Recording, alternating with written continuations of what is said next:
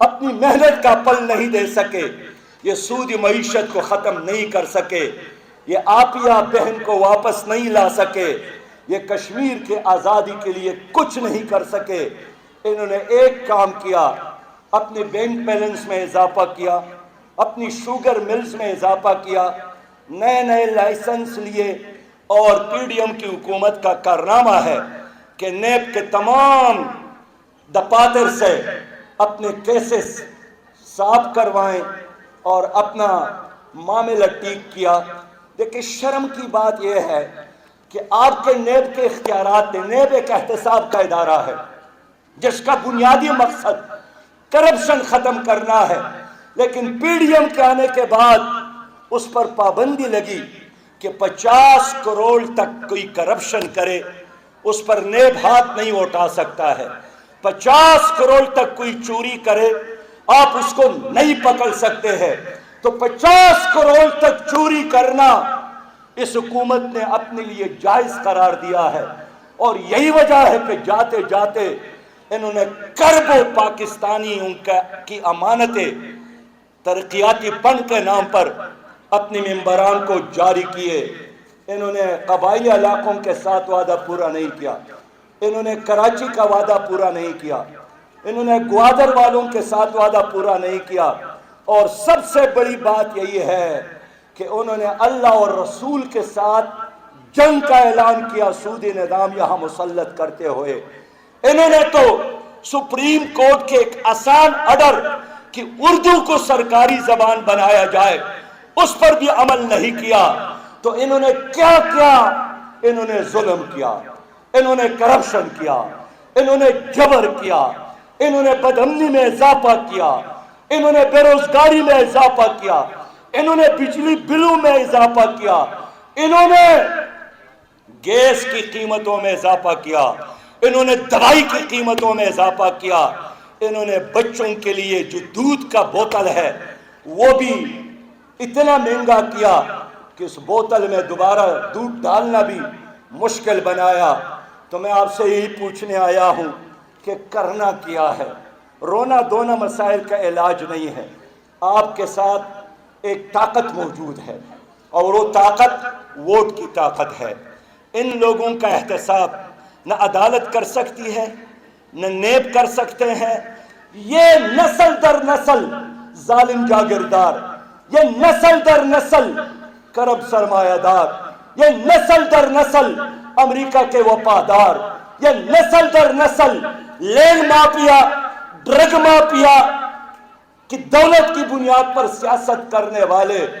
وقت آیا ہے کہ پاکستان کی نئی نسل ایک مستقبل کے خاطر، خوشحال پاکستان کے خاطر اٹھے اور اپنے ووٹ کی طاقت سے ان اندھیروں کو اجالے میں بدلے، ووٹ کے طاقت سے ان کرپٹ سیاستدانوں کو جیلوں میں بھیجے۔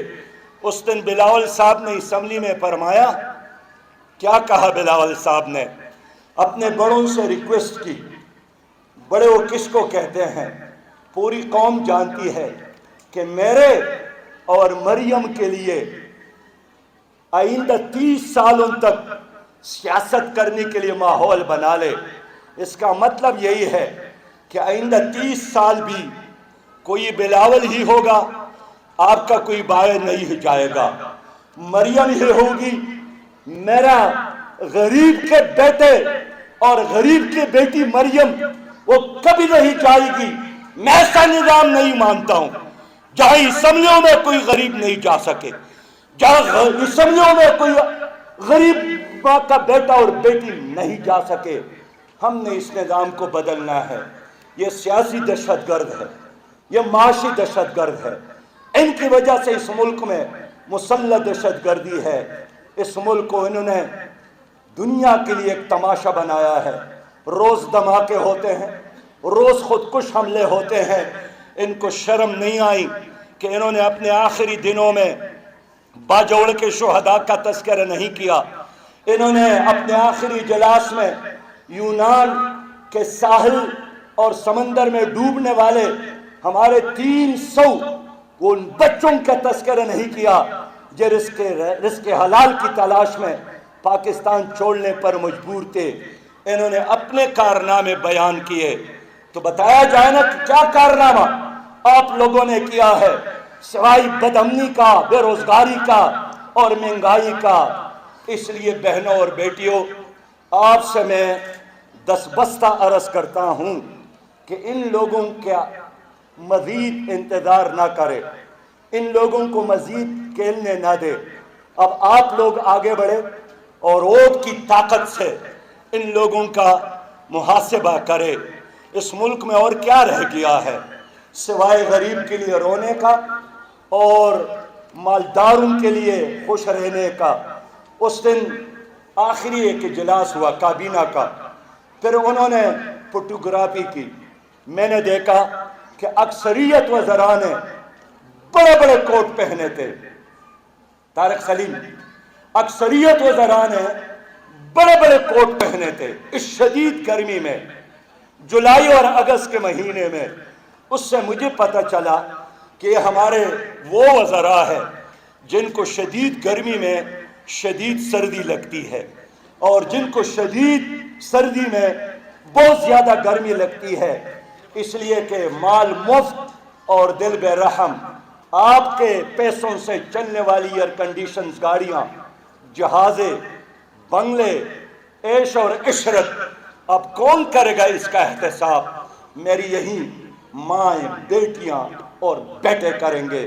میں امید رکھتا ہوں کہ آئندہ الیکشن میں آپ سب لوگ جماعت اسلامی کا ووٹر بھی بنے، سپورٹر بھی بنے، انقلاب کا ایمبیسڈر بھی بنے، ایک اسلامی اور خوشحال پاکستان کا سفیر بھی بنے۔ اور میں آپ کو گارنٹی دیتا ہوں کہ ہماری باری آئے گی انشاءاللہ تعالی۔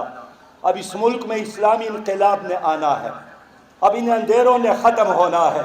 ہم سودی نظام ختم کریں گے، ہم انگریز کا نظام قانون عدالتوں سے ختم کریں گے، ہم مخلوط نظام تعلیم کی بجائے علیحدہ نظام تعلیم کا انتظام کریں گے، ہم وسائل کا منصفانہ تقسیم کریں گے، ہم وراثت میں بچوں کو حق دیں گے، ہم جہیز اور دوسرے کاروکاری جیسے غیر شرعی تمام رسوم کا خاتمہ کریں گے، اور ہم چاہیں گے کہ آپ صلاحیت والے مائیں، بہنیں اور بیٹیاں اسمبلیوں میں آئیں اور قوم کے حقیقی رہنمائی کرے۔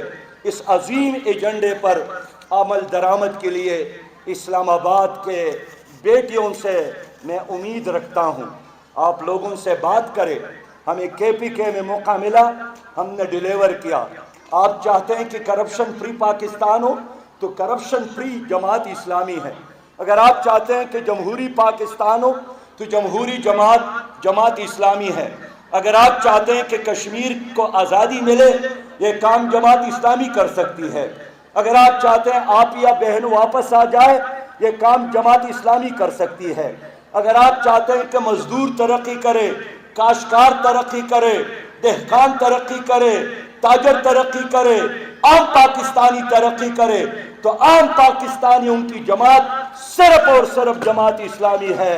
ہم بدل سکتے ہیں، ہم بدل سکتے ہیں رخ ہواؤں کا، آئی دنیا ہمارے ساتھ چلے۔ میں ایک بار پھر دردانہ صاحبہ کو، سمینہ صاحبہ کو، نصرت صاحبہ کو اور اسلام آباد جماعت اسلامی کے مردانہ نظم کو خراج تحسین اور سلام پیش کرتا ہوں۔ وآخر دعوانا ان الحمدللہ رب العالمین۔